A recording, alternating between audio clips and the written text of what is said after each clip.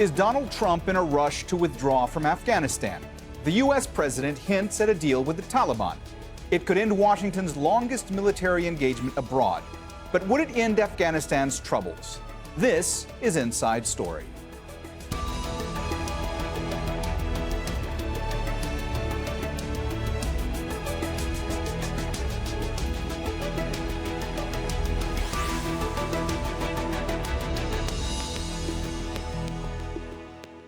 Hello and welcome to the program. I'm Mohammed Jamjoom.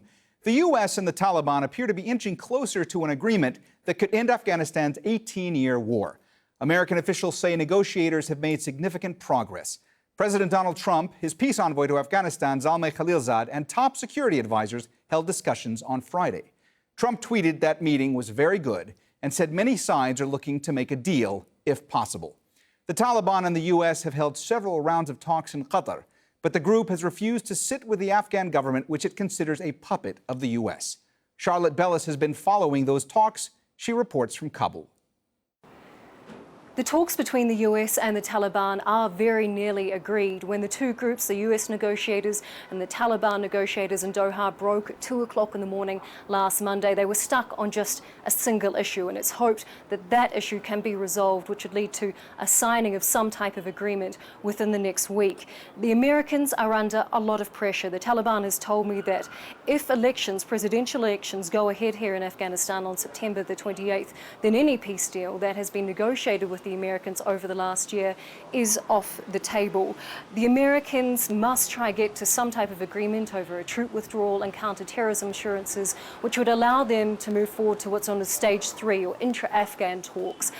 The Americans feel that that needs to happen as soon as possible because they're aware that elections are only about 6 weeks away now. Intra-Afghan talks would involve getting the Taliban and Afghan leaders all in the same room to try to come up with what a future Afghanistan will look like with the Taliban politically involved. It's unclear what that would mean for the elections, but it's understood that the Taliban want to make some changes to the Afghan constitution, so that could mean some serious discussions with Afghan leaders about how to structure a future political system within Afghanistan. Ghani is being briefed along the way. He was briefed before and after US President Trump had his meeting with Zalmay Khalilzad on Friday. He has been very tight-lipped about what has been discussed and what the US negotiators have told him and what might be expected of him going forward with intra-Afghan talks and speaking directly with the Taliban. Afghans themselves are very frustrated that they remain in the dark and they're very unclear of what is being negotiated on behalf of them for their future, with elections only 6 weeks away. The war in Afghanistan was launched in 2001 by President George W. Bush in response to the September 11 attacks. The U.S.-led campaign put an end to the rule of the Taliban, which had been in power since 1996. But the group remained active and U.S. and NATO forces were deployed on the ground. After nearly 8 years of fighting, President Barack Obama increased U.S. troop numbers to about 100,000 and pledged to begin withdrawing American forces in 2011.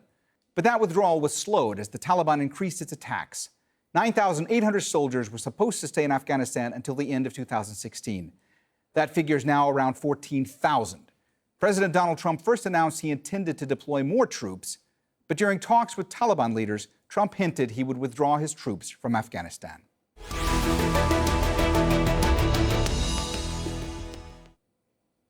All right, let's bring in our guests. Joining us from Kabul, Intizar Khadim is director of the Center for Development and Peace Studies, an independent think tank and former advisor to the Afghan High Peace Council. In Belfast, Michael Semple is professor at the Institute for Global Peace, Security and Justice at Queen's University, Belfast, and a former EU official in Afghanistan. And from Washington, Bharat Gopalaswamy is director of the South Asia Center at the Atlantic Council.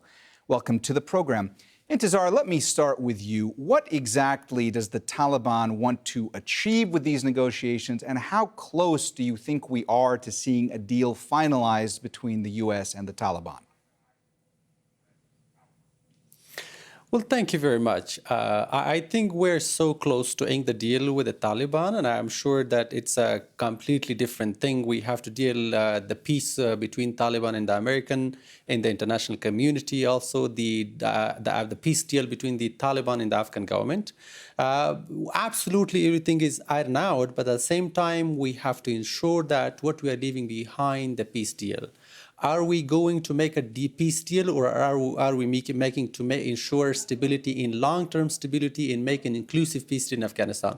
This is one of the fundamental questions right now arises in the Afghan societies, the technocrats and the youngsters. And sometimes we are worried about the future. So definitely we are just moving in the right direction. I'm very optimistic from any other time in the past, but it doesn't mean that our worriness and our concern has been ended up.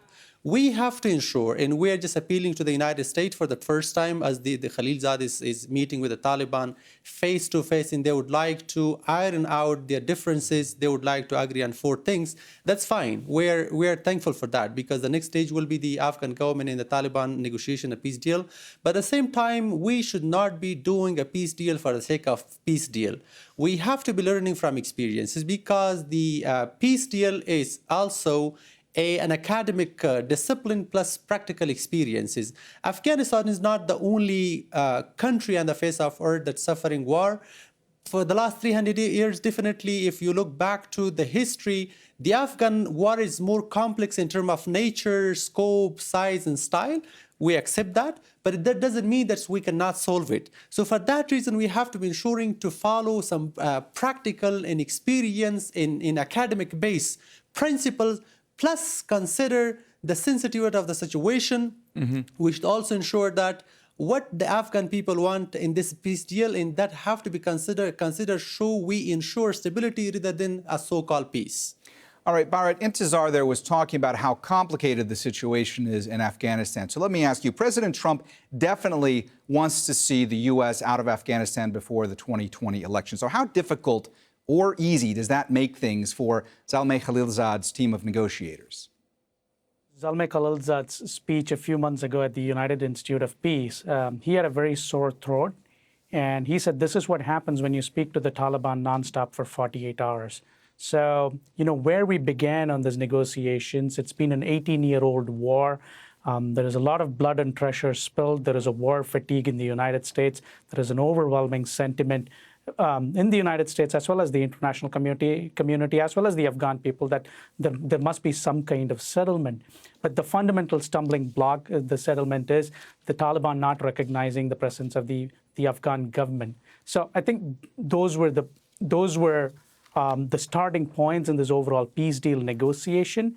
But to where we've come somewhere along this week, that Pompeo tweeting that we might have a deal, I think that we made that much progress. So I echo the sentiments of my colleague that there are signs of some kind of a deal reaching, but at the same time, I also express the concerns and the worries that the deal should not be for the sake of a deal. Any deal that's not sustainable, that compromises on the sacrifices that we've made in the last 18 years, and also the progress made in the Afghan society per se, with the women, with schools, with some kind of an economy there, and a deal that compromises all that is a deal that's not worth making. Now, what the parameters and the conditions of the deal, we'll have to see what the outcome of that deal exactly looks like. I know Zalmay Khalilzad has worked extremely hard in the last, ever since he's taken this appointment. He's traveled numerous trips he's made numerous trips to that region. He's made numerous internal consultations. And it's not easy. And as he tweeted, I think it's rhetorical, but yet nothing is finalized until everything is finalized, somewhere along those lines. I think I'll leave it there in broad strokes, but we can go into the specific as we get into the discussion. Michael, from your vantage point, how much pressure are both sides under to try to get this deal done? And furthermore, how would Taliban fighters react if a deal is not finalized? both sides are under tremendous pressure to achieve a deal and to do it now. They have very deliberately and frankly professionally managed to hide the details of the negotiations. Those are just shared to the people directly involved. But both sides have been telling their own people that we are on the brink of success. They really have to close a deal now, or the process rapidly loses credibility. Now, it's a very good question. What will the Taliban fighters make of this deal? I think a lot of people have worried that Taliban fighters really haven't been involved. They haven't been kept informed. Dealings inside the Taliban have really been kept restricted to no more than 6 people. Only 6 people in the Taliban movement understand what is going on. There's been an assumption that many of the Taliban fighters want to continue the war regardless, because they reckon that with departure of US troops, they can achieve complete victory. So there's some worries that they might actually not fall into line behind the deal. Of late, I've been hearing some other pictures that actually there's been so much talk of peace and frankly such heavy casualties on both sides that many of the Taliban fighters no longer even really care about the details of a deal. They want to see something which actually stops the fighting. Ironically, we could be in a situation where the Taliban fighters now have more expectations of a deal than their leaders are able to produce in the coming days. Intizar, on Saturday, there was a brutal reminder that violence continues, even with these talks going on as a backdrop. You had a horrific attack on a wedding party in Kabul. Dozens of people died as a result, and ISIL claimed responsibility for this attack. In light of this attack and other recent attacks, can the Taliban credibly guarantee that Afghanistan would not be a sanctuary for violent groups to expand, to plot new attacks if U.S. troops were to fully withdraw? Let me tell you that the recent attack in Kabul just dampened the optimism for hope. It was really a heinous attack, and EU person is so wounded up in Afghanistan. No one in Afghanistan remained untouched by such casualties. It has been one of the horrendous attacks, but it's not the first, it's not the last. The Afghan casualties in the Afghan daily war is not a miracle, it's not a very absolute complexity, but it's more about the modern day paradox in the international community negligences in the war. For the last so many years, you may have witnessed that we have been launched a very wrong war strategy. We were just showing mixed messages for enemy and friend and foes. And at the same time, we were just changing our strategy from war to peace and from peace to war. You just remember the Obama time, and he was just telling that we would leave Afghanistan in 2014, and the Taliban become boldened, and they just fought for another 2-3 years, and finally the entire mission just sinks into unknown destination. Now, when Khalilzad say that until everything is finalized, nothing is finalized, it seems fancy. It seems logical in nature, but it's not logical, because when you ask Taliban that when we make a deal, there should not be any danger posed to the American interests, to the American allies, into the American nation, what that really means and how that danger can be thwarted, how Taliban will be able to ensure that there is no threats posed to the American interest. And by the way, what's the American interest? How we can define it? How you contextualize that? And for example, there's in 175 countries of the world, the American have a presence there, or at least they have a friendship there. So if anywhere something bad happens, and then again Taliban are blamed, so American and the international community will be coming back. So for that reason, I think such attacks in Afghanistan, that's a worrying signal for both the Taliban and for both the Americans. And they have to ensure that they cannot tell Taliban to ensure that the Afghanistan government, after a peace deal, will not be a stronghold for terrorism. And yesterday's attack is a very, very clear sign that still Afghanistan is a hub for terrorism. That's why it's important that whatever we are just agreeing in this peace deal between all sides, we have to be ensuring that we are going to the details and everybody is quite clear on their rules and responsibilities in the future. Bharat, let me ask you more specifically about ISIL. Just how large is ISIL's footprint in Afghanistan, and how concerned is the Taliban of ISIL's reach in Afghanistan? I mean, from various reports that we can glean, I think we do recognize there is some kind of there is a relatively significant footprint of ISIL in Afghanistan, and that's that has concerned us in the past, and that is it's still a worrying concern. And the major concern is the further expansion or the potential to expand of an ISIL footprint in Afghanistan. And I think that's predominantly where the American thinking on this issue lies. And the issue of how we monitor any finances, potential finances to help this grow, how would it harm the American interest? And these are some of the broad concerns that lay that has always been as a part of the thought process vis-a-vis regarding ISIL, the ISIL footprint in Afghanistan. And regarding our concerns, I think if the lessons elsewhere, if the experiences elsewhere has served as a lesson, then that those lessons are learned and are still being learned about how to address this threat in Afghanistan.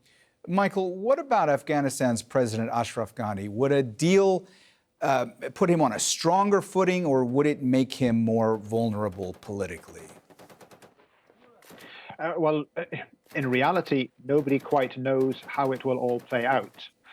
President Ghani has argued that to reach the right political deal with the Taliban, and that is a deal which happens after the US sign up on the issue of the troops and we move towards political talks, to get the right deal in that, Ashraf Ghani has said that there should be a strong Afghan president who can mandate a negotiating team who can reach the right deal.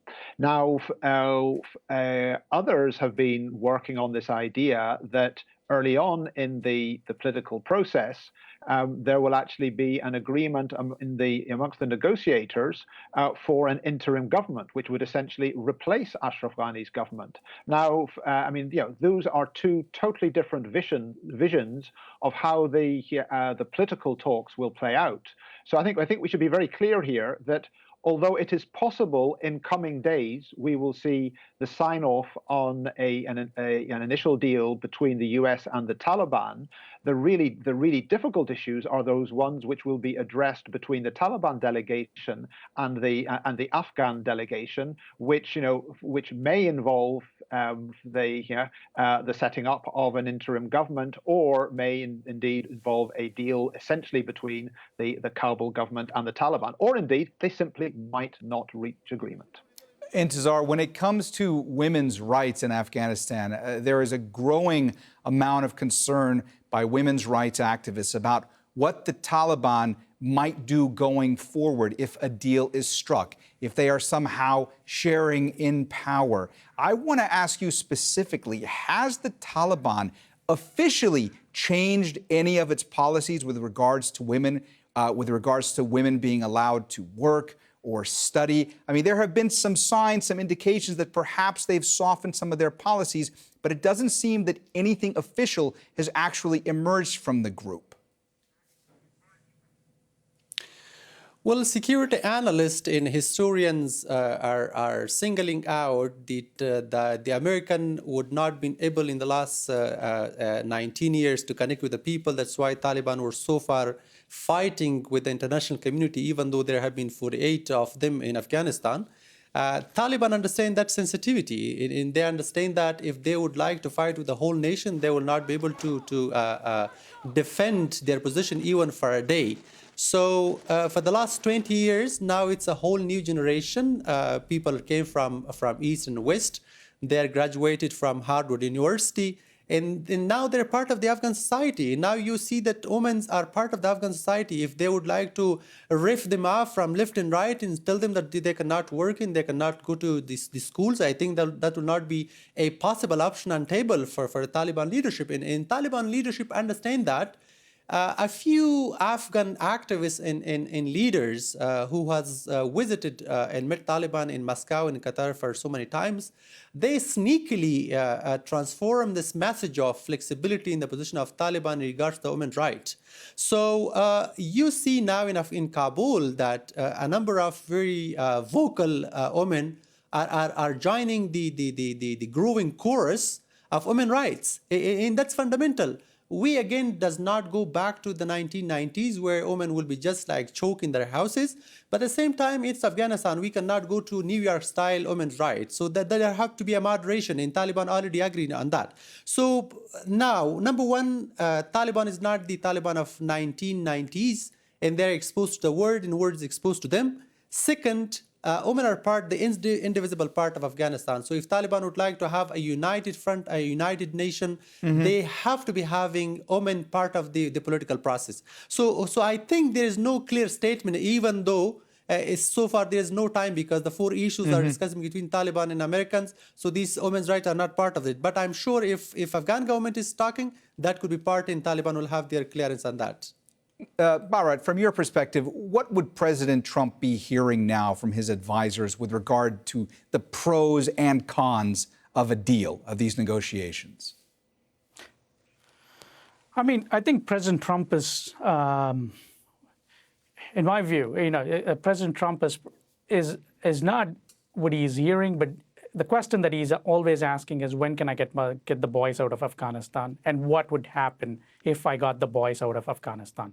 And what likely Zalmay Khalilzad is telling him in our conversations, and one of the earlier conversations with Zalmay Khalilzad was, there does not have to be one solution. There can be multiple solutions, and the solutions can be a hybrid of each of these subsect of problems. For example, the subsect of the thinking along these lines was, what does an architecture of a peace deal look like? Maybe this looks like peace, maybe this looks like peace, and if this looks like peace, what are the necessary peace enforcing agreements? What are the parties that could enforce peace, and who are the likely parties? How durable is this? How sustainable is this? And could we make a hybrid solution out of all these things that's available in our basket to say this is the best out of the various options that we could look like?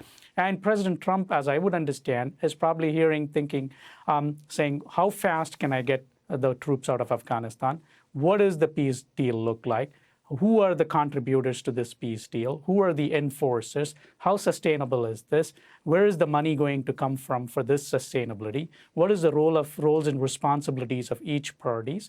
What are the worst scenarios and the best scenarios that will affect the United States' interests? Like, just as my colleagues pointed out, the United States has so many allies and bases across the world and friends.